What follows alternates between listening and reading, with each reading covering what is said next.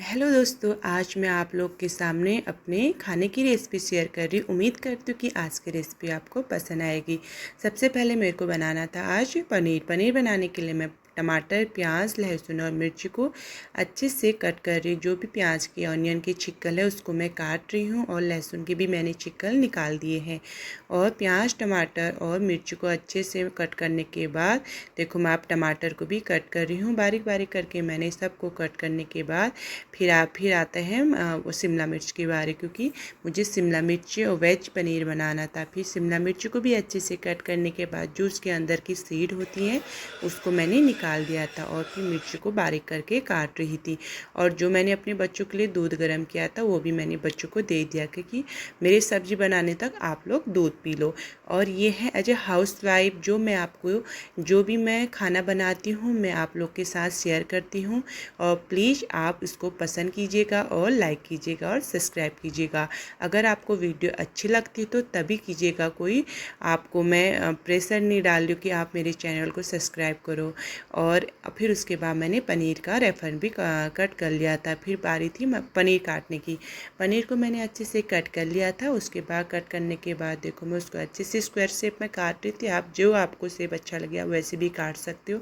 और सब्जी वेज मैंने पहले से ही काट लिया था। फिर बारी थी तेल डालने की, जो कि मैं लोहे की कढ़ाई में तेल डाल दी। और तेल डालने के लिए मैंने सरसों का मिर्च ऑयल का यूज कर रखा है। तेल डालने के बाद जो हमारे खड़े मसाले होते हैं, जीरा होते हैं, और वो मैंने डाला था।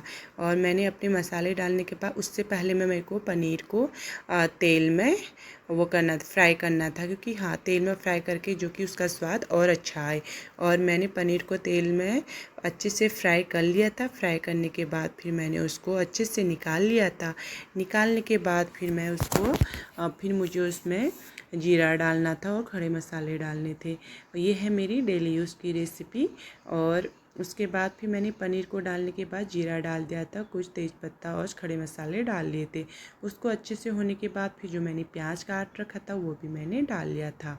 जो कि प्याज को अच्छे से ब्राउन होने तक मैं उसको आधी गैस में पकाती जा रही थी। और मेरा जैसे प्याज ब्राउन हो रहा था तो मैं उसको अच्छे से करछी चला रही थी। उसके बाद फिर मेरे को उसमें डालना था टमाटर डालने के बाद जो मैंने वेज काटी थी शिमला मिर्च वो भी मैंने डाल दिया था। उसको अच्छे से पक जाने के बाद करछी चला रही थी। जो भी हमारे डेली यूज़ के मसाले हैं मैं मसाले डाल रही हूँ।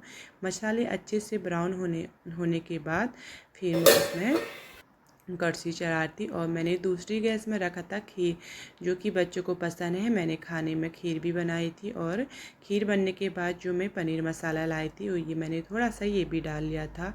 पनीर मसाला को अच्छे से मैंने थोड़ा सा आधा स्पून डाल लिया था, क्योंकि पनीर में टेस्ट अच्छा आएगा करके। और फिर उसको डाल लेने के बाद फिर मैंने पनीर में वो मसाला भी डाल लिया था। फिर थोड़ी देर में मैंने उसमें पनीर भी डाल लिया था। और ये मेरा नाइट का खाना बन के हो चुका है तैयार। जब तक मेरा पनीर बनता है फिर थी रोटी की बारी। फिर मैंने आटा गूँधा। फिर आटा गूँथने के बाद देखो मैं यहाँ भी आटा भी मैंने निकाल दिए हैं। फिर मैं आटा गूँथ रही हूँ। और आटा गूँथने के बाद फिर मेरे को रोटी बनानी थी और मैंने आटा गूँथ के यहाँ पर रख लिया है। उम्मीद करती हूँ कि ये वीडियो आपको पसंद आई होगी। प्लीज़ अगर जहाँ पर मेरी कोई गलती होती तो प्लीज़ आप कमेंट के थ्रू आप बता सकते हो।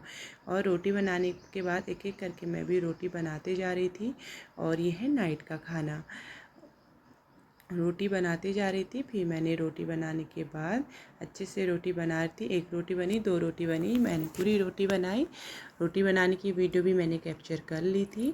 और जो हमारे यूट्यूब में मेरे सब्सक्राइबर है, अगर आप ड्राई फ्रूट परचेज़ करना चाहते तो मेरा ये सेकंड ड्राई फ्रूट है। पहला ड्राई फ्रूट मैंने ये अमेजोन से परचेज़ किया था, जो आई थिंक 390 का मैंने बाय किया था। बट वो ड्राई फ्रूट काफ़ी हल्का था, उसमें मेरा फ़ोन गिर गया था, मुझे उसमें ज़्यादा कंफर्टेबल नहीं लगा।